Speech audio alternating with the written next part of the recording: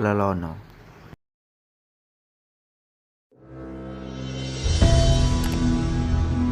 Suatu hari Muhammad Yamin mengunjungi Trowulan untuk melihat jejak-jejak kerajaan Majapahit.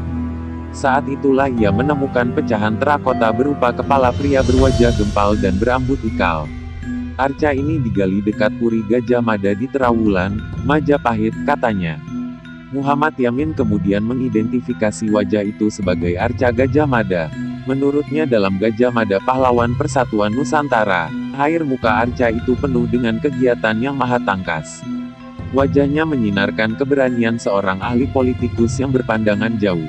Wajah persis sosok Mahapati Gajah Mada sampai saat ini memang belum ada yang mengetahui. Belum pernah ditemui wajah otentik Gajah Mada asli, baik dalam bentuk relief maupun BCB, benda cagar budaya, peninggalan kerajaan Majapahit lampau.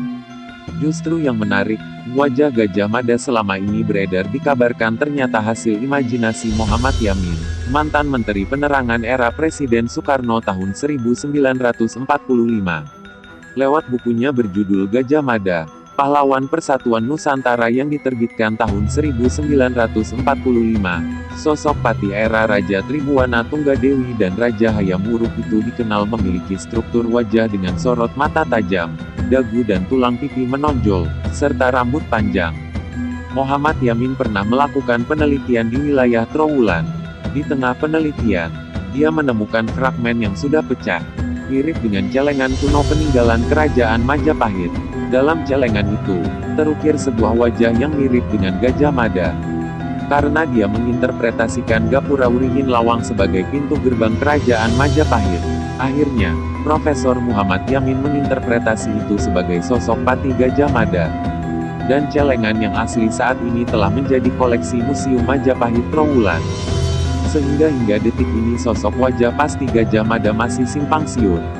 Sebab diketahui zaman kerajaan yang berhak diarcakan adalah hanya seorang raja. Wajah sosok Gajah Mada yang tersebar di buku sejarah itu adalah persepsi pribadi dari Muhammad Yamin.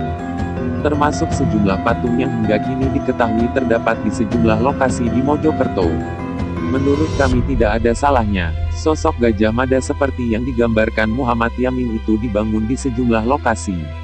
Hal itu sebagai bentuk upaya menumbuhkan patriotisme dan nasionalisme generasi penerus bangsa. Gajah Mada sendiri diperkirakan hidup dan menjadi Mahapati Kerajaan Majapahit pada masa pemerintahan Raja atau Ratu Tribuana Tunggadewi, tahun 1328 sampai tahun 1350 Masehi, dan Raja Hayam Wuruk tahun 1350 sampai tahun 1389 Masehi. Di dalam kitab Pararaton dan Negara Kertagama tidak menggambarkan ciri-ciri fisik Gajah Mada. Di kitab Pararaton karangan Empu Tantular Gajah Mada hanya diceritakan menguasai Nusantara. Tidak menyebutkan ciri-ciri fisiknya. Tradisi zaman Majapahit hanya sosok raja dan ratu yang diabadikan oleh pujangga masa itu. Wajah persis Gajah Mada sampai saat ini masih menjadi perdebatan. Memang tak ada sumber informasi baik dari prasasti maupun kitab-kitab zaman Majapahit yang menjelaskan secara gamblang ciri-ciri fisik sang penyatu Nusantara itu.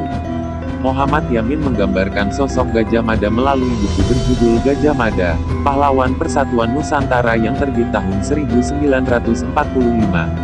Wajah Gajah Mada yang digambarkan Menteri Penerangan era Presiden Soekarno itu menjadi pedoman sampai hari ini. Gambar wajah yang disangka Muhammad Yamin sebagai Gajah Mada itu pun banyak jadi lambang atau ikon polisi militer, PM.